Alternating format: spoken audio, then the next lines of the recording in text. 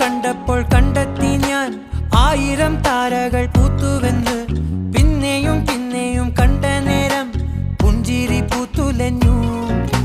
കാണാതെ വയ്യെന്ന തോന്നലായി